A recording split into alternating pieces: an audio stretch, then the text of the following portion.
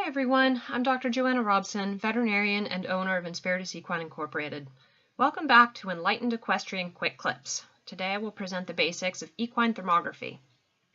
Infrared waves are all around us, but we cannot see them. The infrared camera converts these waves to images that we can see. Infrared imaging is considered physiological imaging, as is nuclear scintigraphy, sometimes called bone scan. These tools show active metabolic changes, blood flow, and inflammation, as well as infrared can show chronic changes in soft tissues and nerve conduction. Watch the changes in this horse's muzzle as he breathes. The infrared camera shows active temperature changes and changes in blood flow. Physiologic imaging shows you the where, but anatomic imaging shows you the what. Radiographs, ultrasound, MRI, and CT can show changes in specific anatomic parts. These two tools are typically used together. Infrared imaging is great for whole horse imaging as it is safe and non-invasive. It's also very useful as an objective saddle fitting tool. Infrared thermography is also useful for detecting mystery lamenesses and hoof problems such as abscesses, bruises, and imbalances.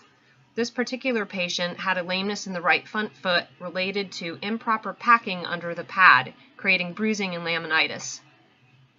Infrared thermography is great as a general back health tool, particularly to look at sacroiliac joints and saddle fitting.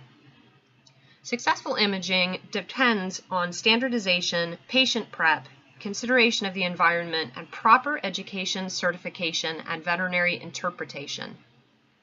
As far as patient preparation, watch as this horse moves around while being imaged. This is purely for education, but look at the changes in the patterns that occur in his limbs.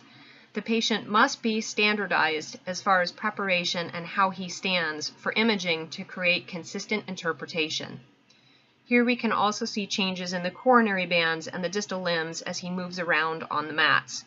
While the coronary bands here are generally considered typical, as he moves the patterns will change, so it's very important that they are stood correctly and as evenly as possible while imaging.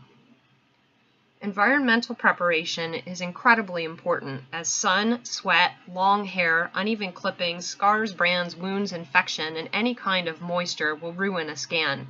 Here we see a sunbeam coming through the stall that created artifact across the patient's limb.